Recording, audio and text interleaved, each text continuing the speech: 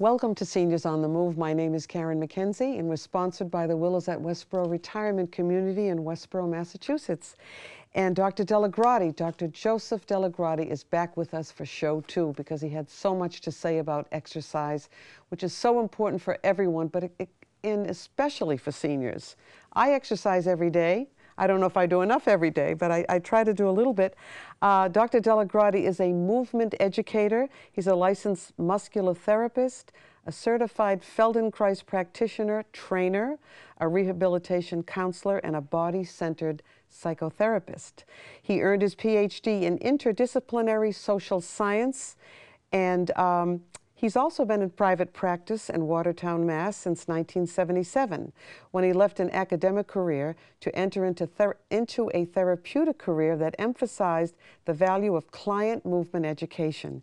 He developed his therapeutic skills in courses in physical therapy and also in Rolfing and the Feldenkrais method, which he will explain a little bit later. He conducts training programs in the emerging method known as core integration, both in Massachusetts and in Europe. His first book is Instructions from Within, and he is currently working on 2 more books. So my first question today is, what is the role of the brain in exercise? Okay, it's probably what's the role of the exercise for the brain, but since they're both involved together, they can't be separated. So we can go from one end or we can go from the other.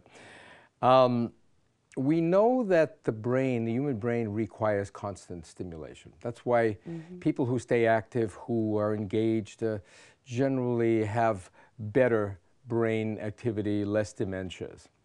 But what was not known until recently, even though we intuited it, we guessed it, was the very powerful role of physical exercise, literally physical exercise, in relation to the brain. In fact, exercise is the single greatest stimulant to the brain. And there's a reason for it, for what it does. It's been researched.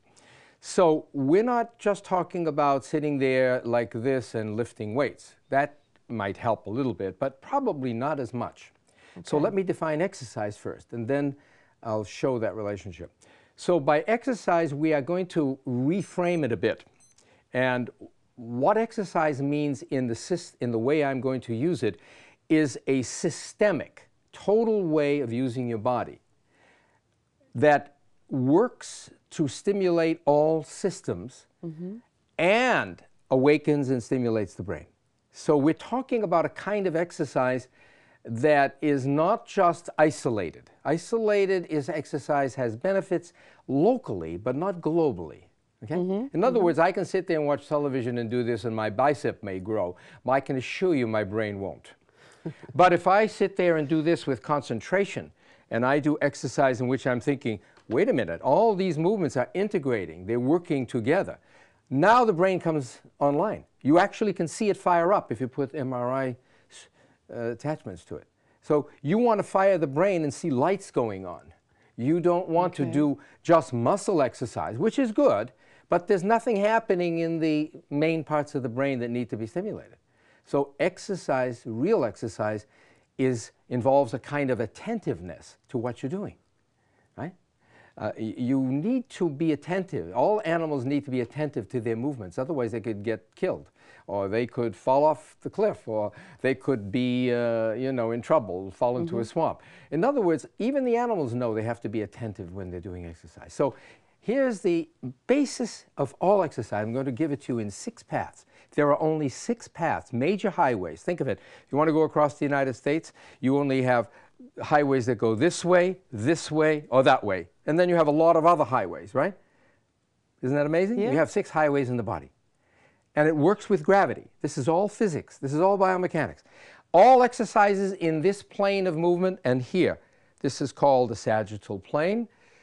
And everything I do, I can do this, I can do yoga, I can do all kinds of things. This plane of movement is one of the main, it's actually 2 main paths of motion. One is takes me this way and one lifts me this way. And this is core strengthening, okay? Every time I do this, I'm engaging my core and I'm integrating. Now, also, I can't live by only in this plane. Man doth not live on one plane alone, but needs diagonal planes, needs to turn and look around. So these are rotation or transverse planes. Notice, I am now diagonal. And notice the spirals also.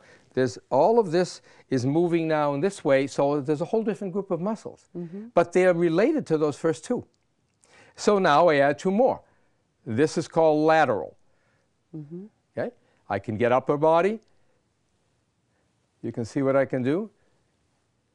And I can now use those 6 major highways to construct any exercise system I want, which is what I did in the book, Instructions from Within, and also what Kimi Hasegawa, a physical therapist and trainer in my method, took and did for her clients. In a core integration primer, she used the 6 pathways and did graphic illustrations. These are all available on website, and which we'll talk about later. Okay. So that's all you need. Once you know the paths, you can create an entire system of exercise. Much like a musician who knows the 7 notes can construct all the music in the world. It makes sense. Now, for those that didn't see the first show, can you explain core integration briefly? Yeah, just more or less just drawing from what I said. The core integration is that path, all of those 6 paths. So there are 6 core integration paths. Okay. And they all connect the body in a most efficient way. So if I'm in my core and I'm moving this way, I have efficient motion. No wear on joints, or minimum, right? No wear on joints. I can do all kinds of things. I can run, I can walk, I can play tennis. If I stay in that efficient zone and use that core and integrate it, I'm going to last longer with less problems. No knee problems, no hip problems, no lower back problems. Except that everybody wears out if you live long enough. But because we haven't been moving the correct way all our life, it does take some practice. It takes some practice. You've got to learn the basics. Like a musician has to learn the basic notes, otherwise it's hard to play. You can do it winging it, but you're right. All right. But it's very easy to learn.